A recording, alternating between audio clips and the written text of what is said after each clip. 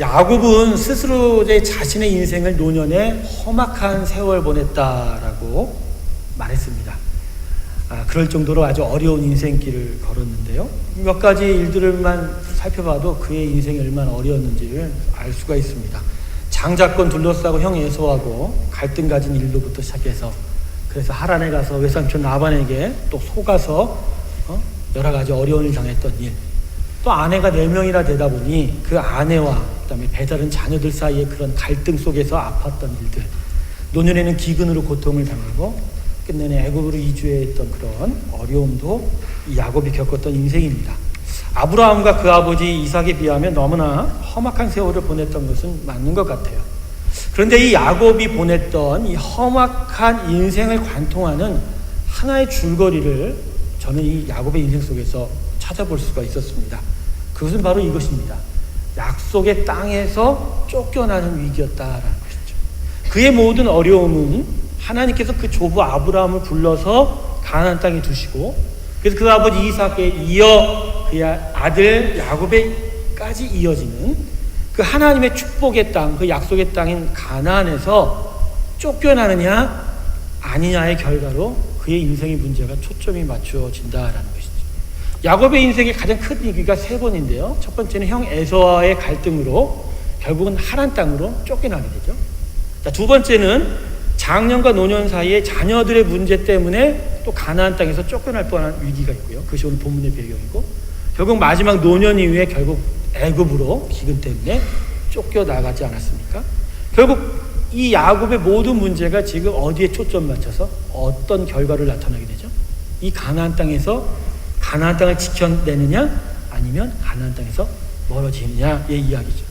여러분, 이것을 무엇을 의미하냐면 그러니까 하나님 앞에 타락한 인생의 주제라는 거예요. 여러분, 하나님께 범죄하여 에덴에서 쫓겨난 자들, 아담의 후예들이 하나님 앞에서 어떻게 살았다고 하냐면 에덴의 동쪽에서 살았다고 합니다. 동쪽이라는 것은 방위적인 이야기가 아니라 하나님을 대적하다라는 히브리어예요. 그러니까 하나님을 대적하여 살았다라고 이야기를 하는 것이죠. 그게 하란이었고요. 그게 하란을 중심으로 한 아브라함과 그의 아버지 데라까지 이어서지는 모든 사람들의 삶의 근거지였고, 거기서 하나님이 지금 가나안 땅으로 새롭게 부른 거예요. 자, 여기서 새롭게 하나님의 자녀, 하나님의 믿음의 사람의 삶을 다시 시작해보자. 그러니까 가나안 땅이 바로 하나님의 동행이 있고 하나님의 축복이 있는 것이죠. 그러니까 야곱의 인생을 관통하는 주제는 이거예요. 그의 문제 속에서 결국 이 사람이 지금 하나님께서 축복하는 이 가나안 땅에서 지금 쫓겨나느냐 아니면 버티느냐, 그런 이야기죠. 그 과정 속에서 오늘 이 베델이 위치하고 있다. 결국 이 베델의 사건은 하나님의 축복의 땅에 머물고자 할 때 그 쫓겨나는 그 위기 속에서 결국 쫓겨나지 않도록 그에게 필요한 것이 무엇이냐라는 것을 우리에게 던져주는 본문입니다. 그래서 창세기의 족장들, 특별히 아브라함, 이삭, 야곱, 요셉의 삶을 통해서 하나님께서 우리에게 가르쳐 주시는 것은 하나님이 선택한 자녀의 삶, 하나님이 그래서 동행하시는 삶, 그래서 그런 삶이 있는 그 축복의 땅에서, 그 약속의 땅에서 그 삶을 지켜내느냐 아니면 못 지켜내고 쫓겨나느냐의 이야기가 바로 이 창세기의 이 족장들로부터 나타난다라는 것이죠. 결국은 아담과 하와가 축복으로 주셨던 땅이 에덴인데 그 에덴에서 쫓겨났잖아요. 쫓겨나고 그 축복의 땅을 지켜내지 못한 것에 대하여 창세기 12장에 아브라함을 부르면서 하나님이 가르쳐 주시는 거죠. 내가 새롭게 시작했는데 이제 새롭게 시작한 이 믿음의 백성들이 결국 나의 이 축복의 땅에서 아담과 같이 또한 2번째 실수를 하느냐 안 하느냐, 그거에 대해서 가르쳐주고 있는 것입니다. 그래서 여러분, 구약은 하나님께서 주신 약속의 땅을 지켜내는 믿음의 자녀들의 이야기가 기록이 되어 있고, 그것을 인도하시는 주관하신 하나님의 역사의 기록이 구약이고, 그런 구약의 그 약속이 예수 그리스도를 통하여 완전하게 우리에게 이루어지고 영원한 피의 언약이라고 해서 보혈의 잔이지 않습니까? 예수님의 십자가로 말미암아 우리는 결국 하나님이 선택한 자녀로서 우리의 축복의 땅에서 쫓겨나지 않는다. 다만 그 쫓겨나지 않는다라는 것에 감사해서 우리가 그분의 삶을 온전하게 따라가는 믿음의 삶이 필요하다라는 것을 신약이 가르쳐주고 있습니다.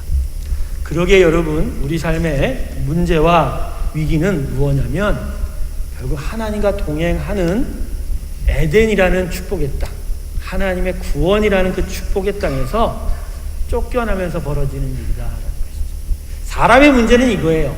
사람의 삶의 문제는 결국 죄가 많아서 하나님의 동행이 없었기 때문에 거기서부터 모든 삶이 문제요, 문제의 근원이다. 인생은 그 자체로 문제입니다. 그 자체로 문제예요. 그 자체로 문제예요. 그리고 그 문제가 반복되면서 때때로 종종 정말 위기가 찾아오게 되는 것이죠. 죄로 인해서 하나님의 동행이 사라졌기 때문에 그 하나님의 동행으로 인하여 막아질, 보호될 것들이 보호되지 못하면서 온갖 문제가 발생하는 거고, 거기서 우리의 삶이 위기로 가게 된다. 그러면 십자가 예수로 하나님의 은혜와 사랑을 받고 이제 하나님과 동행하게 된 우리 믿음의 자녀의 삶은 또 뭐냐? 여전히 마찬가지입니다. 우리는 세상 사람과 달리 이젠 하나님의 은혜 안에 다시 축복의 땅을 되찾게 됐죠. 하지만 여기서 다시 쫓겨나느냐 마느냐의 싸움이 우리에게 있는 거예요. 그러니까 우리 삶의 문제는 세상 사람과의 문제하고는 달라요. 우리 삶에 나타나는 문제는 바로 이 축복의 땅에서 쫓겨나느냐 안 쫓겨나느냐를 계속 씨름하는 일 가운데 벌어지는 일들이 문제고, 결국 그 갈등 속에서 자칫 은혜의 삶에서 밀려나가게 되는 지경이 우리 삶의 위기다라는 것이죠. 깨닫겠습니까? 믿는 자의 모든 삶은 바로 우리에게 믿음의 삶 속에서 당연히 부딪혀야 되는 일이고, 그 부딪힌 일 속에서 종종 그 축복의 땅에서 밀려나가게 되는 사건들이 바로 우리 삶의 위기가 되어야 된다. 자, 이런 세계관, 이런 사고의 방식이 바뀌기 때문에, 우리 삶의 얘기가 바뀌기 때문에, 그래서 우리가 인생 살아가는 중심 주제가 예수 믿게 되면 달라지게 되는 것이죠.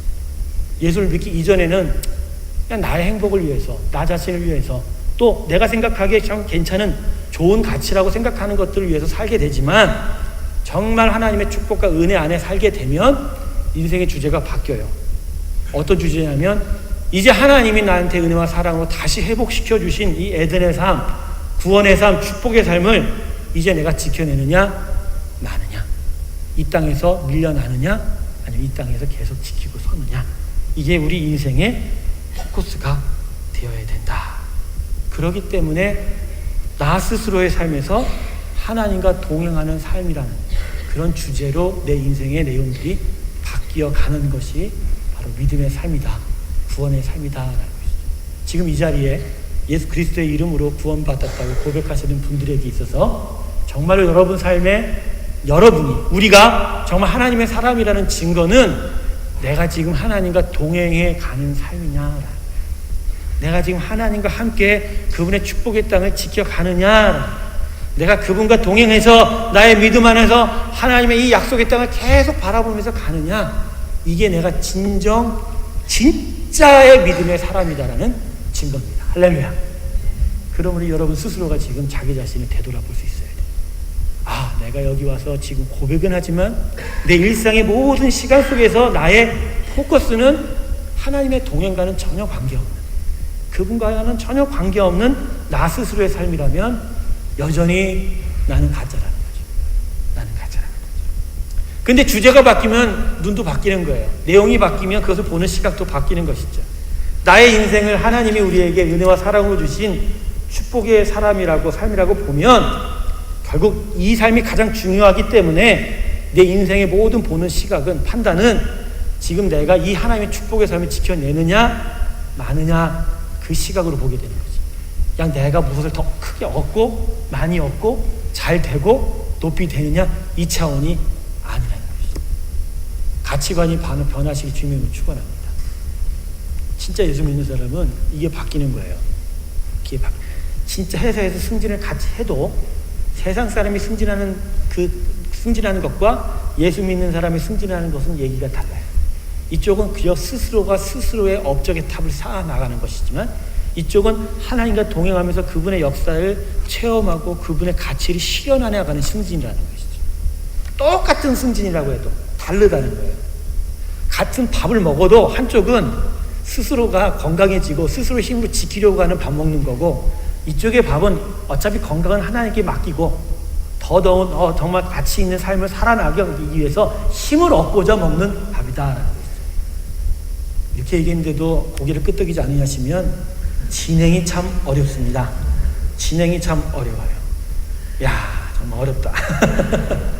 여러분, 그래서 우리의 모든 삶은 다 주의 영광을 위한 삶이다. 그래서 주기도문이 하나님의 영광을 위해서 어디 기도하라고 가르치는 것이 바로 이 이야기입니다. 정말 믿음의 사람이라면 그분께 그분의 영광, 그분의 목적하시고 원하는 것대로 살아가는 어떤 시각으로 변해야 된다. 그런 속에서 위기는 사라져가게 되고 문제는 해결되어져 가는 것이다. 사실 오늘 이것을 여러분과 함께 좀 더 자세하게 살펴보려고 합니다. 그래서 갈릴리 호수에 있는 갈릴리 호수에서 풍랑맞았던 제자들의 삶을 저는 한번 생각해 봅니다. 광풍이 부는 밤이었어요. 배가 뒤집힐 뻔한 위기가 그들에게 찾아왔죠. 주님은 뱃머리에서 주무시고 계시고 제자들이 그저에 탔었는데 바람이 너무 일어서 배가 뒤집히자 제자들이 막 염려하고 근심하고 정말 공포에 휩싸였었죠. 결국 주님이 깨셔서 바람을 잠재우셨습니다. 그 제자들의 믿음 없음을 질책하셨죠. 저는 이 사건에서 이걸 봐요. 사실 이 호수에 이 바람 부는 일들은 어부였던 제자들에게 있어서는 너무나도 익숙한 거예요. 이들은 이 호수에 바람이 부는 걸 이미 알고 있었던 것이죠. 그런데 정작 그들이 만났던 위기 속에서 그 위기의 원인인 바람은 누가 다스렸죠? 주님이 다스렸다라는 거 아니죠. 결국 이 삶 속에서 결국 제자들에게 가르치는 것은 결국 주님과 동행하지 않는, 함께 있으나 그분과 관계 맺고 그분과 함께 그분의 삶을 따라가지 않는다면 결국 위기는 찾아오게 되고 그 풍랑 앞에서 어쩔 수 없이 뒤집히는 인생 될 수밖에 없다. 결국 12제자들은 거기서 깨달은 거죠. 아, 정말 주님과 동행하는 삶이 정말 내 생명을 지키는 거고 내 인생을 지켜가게 되는 것이구나 라는 거죠. 성경이 계속해서 우리에게 가르쳐주는 것은 그거예요. 우리 스스로는 살 수 없다라는 거예요. 죄 때문에. 죄가 있기 때문에 그 타락 때문에 결국 우리가 원하는 방식대로 계속 살다 보면 그 죄와 타락이 그 원하는 모든 것을 다 오염시키기 때문에 결코 만족이 없고 결코 기쁨이 없고 또 이쪽 부분에서는 위기와 문제도 투성이다라는 것이죠. 하지만 하나님이 인도하시는 삶 안에 들어가면 우리의 여전한 타락 때문에 문제는 발생하고 위기는 찾아와도 하나님 안에 있기에 그분의 보호하심 속에서 안전할 수 있다라는 것을 성경이 우리에게 가르쳐준다. 이게 바로 문제 해결의 ABC 마지막 위기를 준비하라의 핵심입니다. 결국 우리 인생의 모든 순간이 다 위기예요. 모든 순간이 다 문제예요. 그 순간에 우리는 과연 어떠한 삶을 살아야 되는가? 가장 큰 대주제는 바로 그분과의 동행이 계속해서 이루어져야 된다는 것이죠. 자, 그렇게 주님과의 동행 안에 있을 때 그 동행 안에서 우리가 어떠한 변화를 얻어서 어떠한 이익을 얻어서 우리 인생의 위기를 해결해 갈 수 있게 되는가. 갈릴리 호수의 배 사건으로 다시 한번 돌아가 봅니다. 여러분, 이 제자들이 이 풍랑을 만났을 때 결국 그들의 아픔, 그들의 어려움의 이유가 뭐예요? 호수의 그 사정에 익숙했던 이 어부들에게 지금 풍랑으로 배가 뒤집히는 이 상황을 모르지는 않았단 말이에요. 그런데도 두려워하고 공포에 휩싸였을 때 이들이 지금 만난 위기의 원인이 뭐냐? 위기의 원인은 이거예요. 지금 이 속에서 어떻게 해야 할지를 제대로 그들이 알고 있지 몰랐다는 거죠. 돛을 옮기고 배를 짚고 이런 것들 다 해봤겠죠. 근데 도대체가 강하게 부는 이 바람을 이길 수가 없는 거예요. 근데 그 순간 이들이 당황한 거예요. 도대체 어떻게 해야 될지를 모르는 거예요. 어떻게 해야 될지를 모르는 거예요. 그러니까 사태 파악이 안 된 거예요. 지금 자기들이 지금 무엇을 더 붙들고 무엇을 더 의지해야 될지를 전혀 앞뒤 분간을 못했다는 것이죠. 그러니까 주님이 결국은 바람을 잠재우고 나셔서 제자들에게 뭐라고 질책하셨어요? 믿음이 없는 자들이다라고 질책하셨죠. 이건 뭐냐면 너희들이 지금 세상이 흘러가고 세상이 어떻게 주관되어져 가는 그 원인과 상황에 대해서 제대로 볼 눈이 없다라는 이야기입니다. 바람을 잠재우실 주권자, 그 창조자가 너희와 함께 있는데 그를 의지하지도 못하고 바라보지 못한 채 어쩌지도 못하면서 이렇게 방황하는 그 모습 속에서 너희들은 지금 세상을 볼 눈, 지금 어떻게 자기 자신이 어디에 위치해 있는지도 모르고 있다라고 주님께서 지금 말하고 있는 것입니다. 우리 인생의 위기는요, 이런 거예요. 결국 나라는 인생, 우리라는 인생이 지금 어떤 상황에 어떻게 위치해 있는지를 제대로 보지 못하기 때문이다. 제대로 보지 못하기 때문에. 여러분 밀림이나 오지에 여러분이 많이 떨어진다면, 제가 자주 예화를 드는데, 첫 번째로 여러분이 우리가 해야 할 일이 뭐라고죠? 탈출해야 됩니다. 가장 높은 곳으로 올라가서 그 위에서 어디로 가야 할지를 바라보는 거잖아요. 바라보는 거죠. 당장 여기서 어떻게 될지 이렇게 당황하기보다는 어디로 가야 될지를 먼저 보는 눈이 문제와 위기를 해결할 수 있는 방식이 아니겠습니까? 근데 이게 우리가 안 되다 보니 우리 인생에 정말 위기가 찾아오게 되고 믿음의 삶조차도 위기를 맞이하게 된다는 것이죠.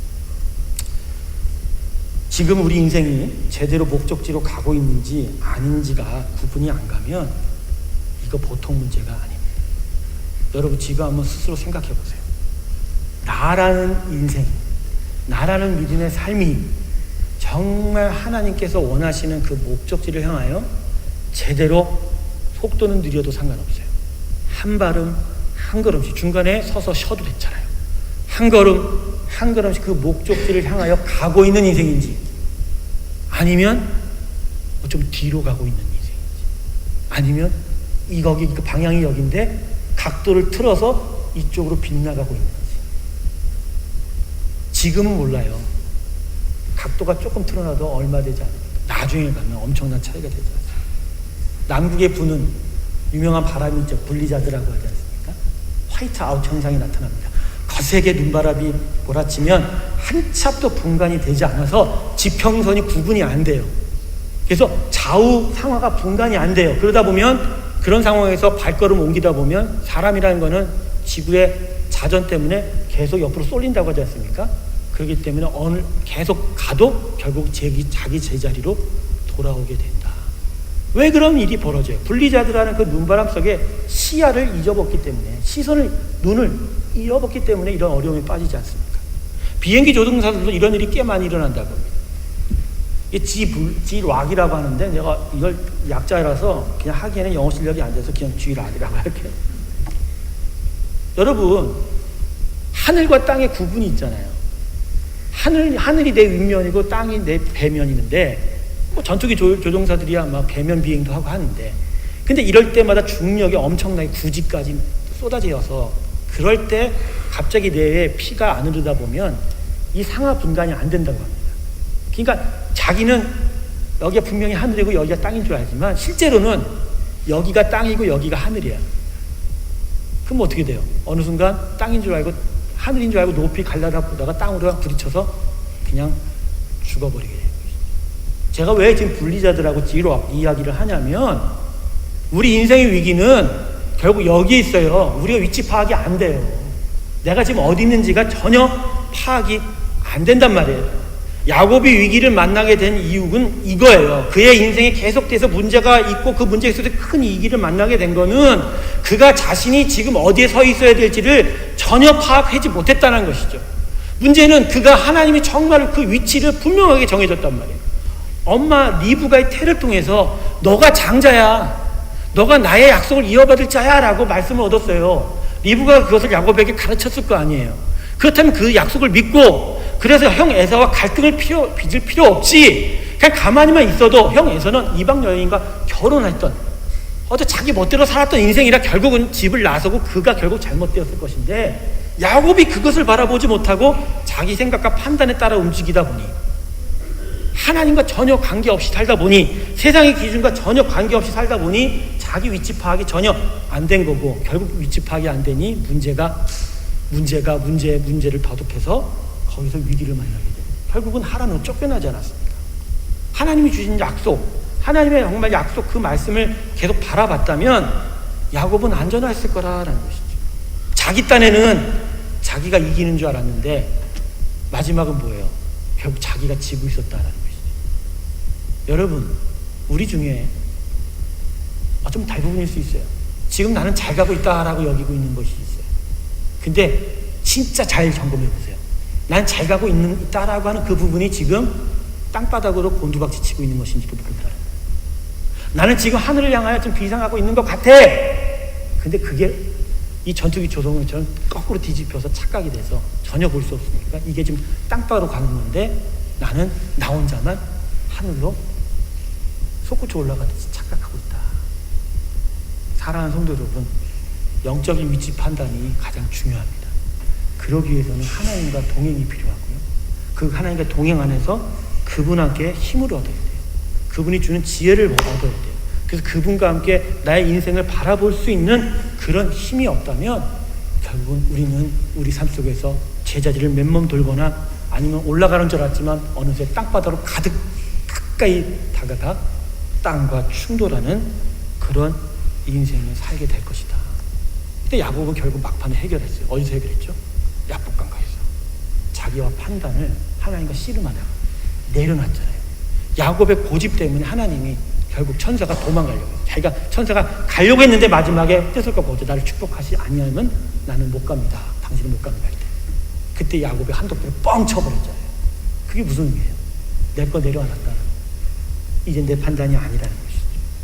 내가 한도표를 쳐서 부족한 인생이어도 이제 내가 쩔뚝거리면서 어디로 걸어가 제대로 걸어갈지를 모르는 인생이 됐지만 이제 내 한도표가 없는 대신 내 다리가 없는 대신 누구로 인하여 걸어갈 수 있다고요? 나의 지팡이 막대기 대신 하나님과 걸어갈 수 있게 되었다. 거기서부터 야곱은 자신의 인생을 분명하게 바라볼 수가 있게 되는 것이죠. 문제가 아니에요, 여러분.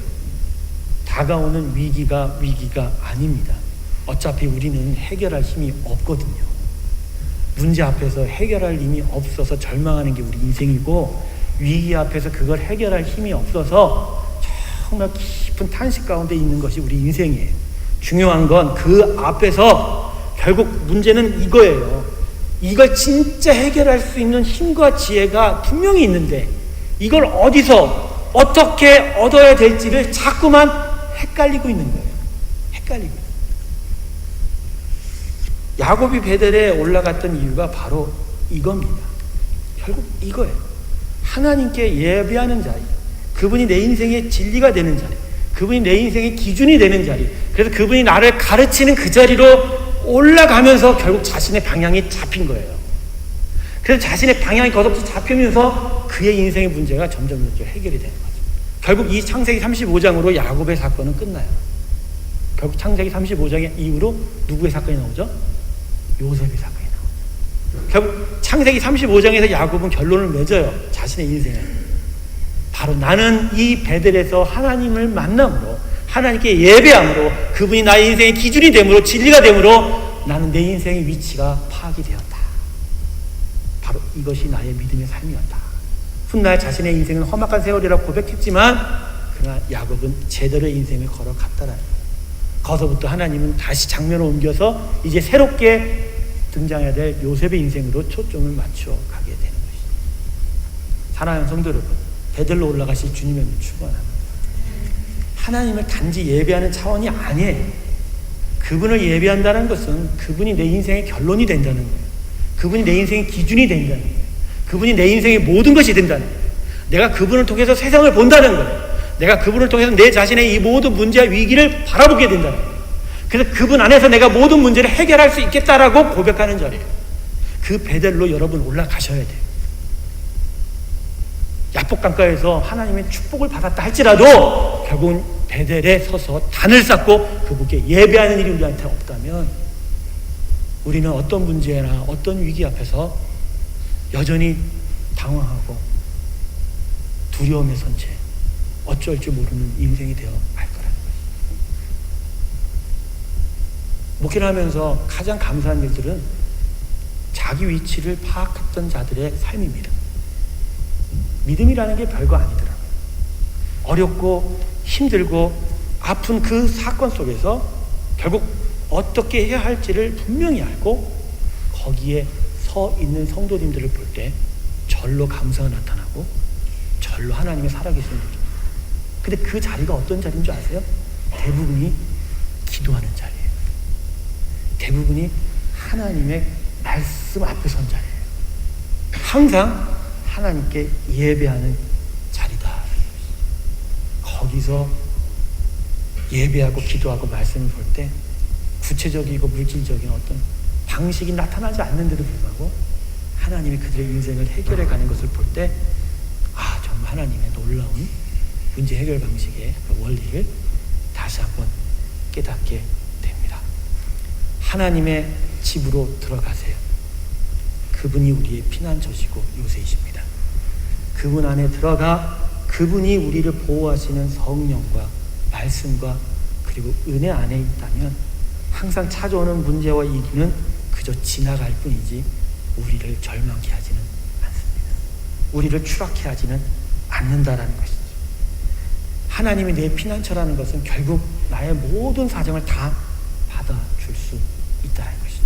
그러기 그분 안으로 우리가 들어가야 돼요. 계속 그분 안으로 나아가야 돼요. 그분께로 우리가 달려가야 되는 것이죠. 시편 142편 4절과 5절은 이렇게 말씀합니다. 자막 없어요. 내 우편을 살펴보소서. 나를 아는 자도 없고 피난처도 없고 내 영혼을 돌보는 자도 없나이다. 여호와여, 내가 주께 부르짖어 말하기를 주는 나의 피난처시요 생존 세계에서 나의 분깃이시라 하였나이다. 할렐루야. 우리 인생에 특별히 이 믿음의 삶 속에 나타나는 문제와 그 속에서 우리에게 찾아오는 위기 속에서 결국 결론적인 우리의 해결 방법은 하나님 그분 한 분입니다. 할렐루야. 그분께로 피난에 들어가고 그분이 나의 모든 분기심을 깨닫고 나아갈 때 거기서 우리의 모든 인생의 문제는 해결되어 나아갈 것입니다. 이 귀한 종이 저와 여러분 가운데 있기를 주님을 축원합니다. 기도하시겠습니다. 이 시간 우리 다 같이 기도하기